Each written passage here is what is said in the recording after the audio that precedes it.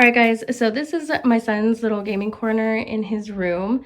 Now, these are little sound panels that we got. He wanted a little backdrop, but we didn't really know which route we were gonna go until he saw this, and it works perfectly too, just because there's the adhesive on the back.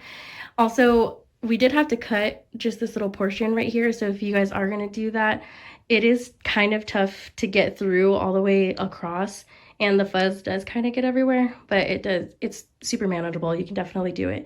Now, the adhesive on it, I was also really scared too, just because I didn't know if it was gonna pull the paint on the wall, especially if you're just kind of deciding what kind of pattern you're gonna want to do. Also, just a heads up too, if you are getting two different colors like this, I would recommend making a pattern on the floor first before you peel the adhesive and before you apply it on top. It just makes it a lot more easier. But we did have to move a couple, and when you remove it from the wall, it does not stick at all. If there is any little goop on there, it really is easy to take off. So just wanted to let you guys know that in case you were wondering. But yeah, so I think it turns out really great. His desk is already white, and so we wanted to have the black in the middle, so we decided to get more of that, and then keep the middle black. And I think it just turned out really great too.